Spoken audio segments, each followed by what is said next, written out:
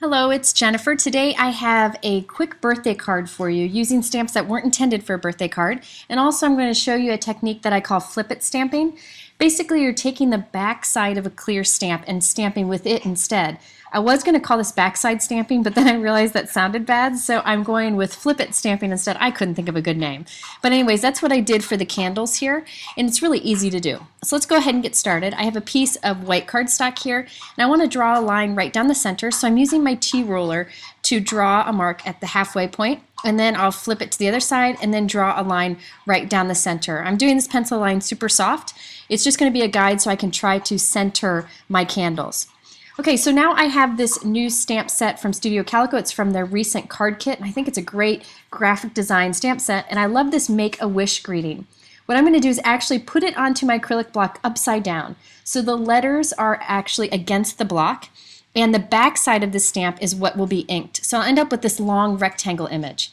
I'm going to go ahead and ink it up with some Hero Art Shadow ink.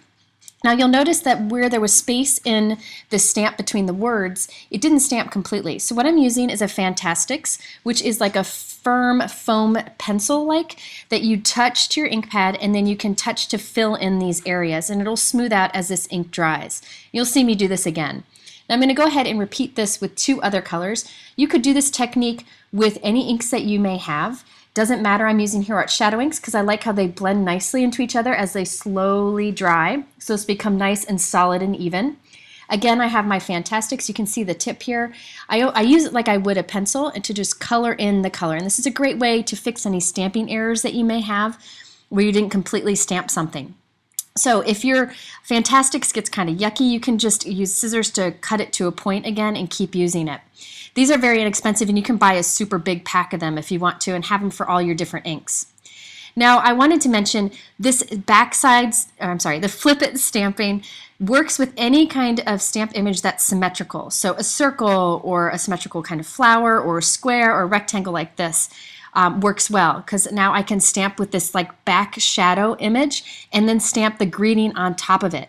So this works great with hearts. You can try this with a lot of things, but if it's an image of like maybe a little critter, it may not work if it's not symmetrical. Okay, so now that I have these three candles stamped here, I'm going to go ahead and erase the pencil and do my flames. This little leaf that's in the stamp set I thought was perfect for a flame. So I'm going to stamp this 3 times with lemon yellow shadow ink. You can see, by the way, that the ink for the candles is starting to smooth and even, and look, I got a nice solid image. And you can't tell where I colored it in. Okay, now I wanted some depth on my flames, so I've inked up the flame with a darker yellow. This is Butter Bar, but I'm taking my baby wipe and dabbing away some of the ink from the top of it, and I'm stamping it directly over my flame I already did, and this puts some of that darker ink only on the bottom of the flame. So again, this was supposed to be a leaf, but I used it as a flame, and that candle was supposed to be a greeting, but I'm using it as a candle. So it's just, I like to look at stamp sets and find unique ways to use it, but you can see this stamp set has a lot of different things you can do with it. Now this little image here, it's like little centers to flowers or something. I thought one of these would be perfect for the actual wick on the candle. So I'm actually going to cut up my clear stamp. I know that makes people panic, but I can always mount it back how it was originally intended. If you don't want to do this, you could just selectively ink your stamp and then you don't have to cut it. Now I want to go ahead and make sure this ink is dry because sometimes if you stamp 2 inks on top of each other while they're still wet, they want to bleed a little bit. So instead of just taking a chance, since I've gotten this far, I'm going to go ahead and heat set it to make sure my first inking was dry. And now I'm going to go with some soft granite ink and stamp the little wick on top of the flames. And soon we have our little candles formed. So again, look at stamps that you have and think about if the back side of the stamp would create a good shadow image for the front side. It's something that you can do to kind of stretch your stamps.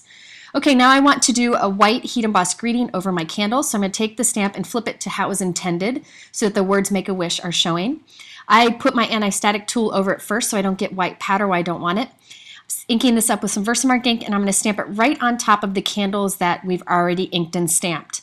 I really like the look of white embossing powder against the bold color. I think it's nice and intense. I'm not going with black because this is really just a backdrop for the die cut I'm going to put on top, and I think black would stand out too much. So I have my white embossing powder in my little container here. Oh, there's a piece of scrap paper in there. I guess I got to dig that out sometime. Going to go ahead and tap off the extra powder and then heat set this. Now if you ever white heat emboss something and you notice that there's areas where you didn't do a good job embossing it, where it's not completely white, my favorite trick is to go in with a white pen and fill in those areas, and nobody will ever notice that you didn't completely emboss it. I didn't do a great job on this. I'm not sure why I didn't really pay much attention, but the white pen does the trick and you'll never notice. Okay, now I wanted to show you this die cut. Studio Calico has been coming out with these intricate handwritten die cut words or word dies that I think are fantastic. I love handwritten things, and these are fun, very thin and detailed. So I went ahead and cut it from some glitter paper from Die Cuts with a View. I love this glitter paper. Cut through it with no problem. Now I wanted to put this on here, but I felt like it needed to pop up. So what I did is I went ahead and cut 4 of the same die cut from white paper, and I'm going to glue them all on top of each other and put the glitter one on top. Now many times in many videos I've showed different ways that you can put adhesive on these thin die cuts to layer them up. I think this is my favorite way right now. I put it on my craft sheet. I cover it with my finger with some matte multi-medium, which is one of my favorite adhesives. It's super strong. Then I put the other die cut on top of it. This stuff dries matte, so you don't end up with shiny mess. Once it's dry, there's no stickiness on the outside of your die cut. So I found that this is the cleanest way to get a nice layered die cut without adhesive everywhere. It's also very quick and easy to do. Now once you already have 2 die cuts glued together, it starts to get a little more stiff. Then it's easier to start layering them on top of each other. It doesn't want to kind of flip around. It just starts to come together much quicker. So I actually put 4 of the white die cuts down and then that glitter one on top. And you can see just by smearing this adhesive on top of it, it doesn't take much time at all. But I encourage you to play around with whether or not a Xyron sticker maker works better for you or just regular adhesive. You can try it, but I'm thinking that this is what I'm going to stick with from now on, is just putting some of this matte multi-medium down with my finger, and it works well. So now I've got this die cut all built up here, and I'm going to go ahead and do the same thing, squirt some of the adhesive down and just dab some of it on the back of my die cut. And then I'll go ahead and position this on top of those candles that I created. And by the way, you could probably look at many sentiments that you have, and many of those sentiments will have like a rectangle back side to it, so you could do this technique with pretty much any sentiment you may already have. Okay, so now I have the little eye, the topper of the eye, so I'm using my little quick sticks, which is sticky on the one end, to pick it up and put it into place. Okay, so now for the background or the note card for this card, I loved this other stamp set from one of the add-ons from the Studio Calico card kit this month. I just thought it was perfect. I love these little images. I hope I get some time to play with it later. But I liked that little asterisk, and I'm just going to use that to stamp along the edge of my note card, just to give it a little bit of pattern. However, I'm not going to take the time to stamp the entire card, just the edges, because that's all that's going to be showing when I put my candle piece on top of it. If you've watched my videos before, I love tiny little images in stamp sets, and this is one of my favorite ways to use those tiny images, is just to stamp along the edge of a card to allow it to peek through. So I've put some foam tape on the back of my piece here. In fact, I put quite a bit of foam tape on the back, and now I'm just going to put this right down the center of my note card. So there we have some stamping that's peeking out the edges. Now for the inside of the card, I thought it'd be fun to also stamp that Make-A-Wish image with a soft gray ink, so that it just kind of ties together with what we have going on the outside of the card. So it's a pretty quick and easy birthday card. You could mass produce this pretty easy, so you can make maybe 5 or 6 of these at once.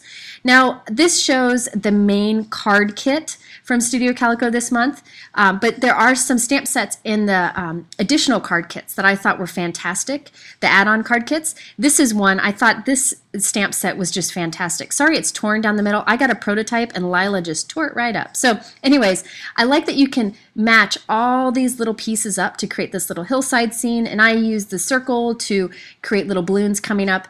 I did some Copic markers here that kind of fade out, quick and easy. I just thought that was a very unique stamp set. I hadn't seen anything like that. Now one of the other add-on stamp sets is this one. I showed you before I used the asterisk from this. What's fun about this is you can do this little banner and stamp any of the greetings in that and have that kind of coming out of the giraffe's mouth or the elephant's trunk. There's also this banner here where you can stamp the greetings along a banner and have 2 animals holding at the 2 ends. I think it's just adorable, and I think it'd be fun to stamp these with a solid ink and then add some shading with Copic markers or colored pencils. Okay, so that's a look at the new Studio Calico card kit this month and their add-ons. And if you head over to my blog, I'll have a promo code so you can try out these card kits if you would like to. If you're interested in any of these products, they're linked below in my YouTube description, or again, you can head over to my blog for much more. Thanks so much for stopping by.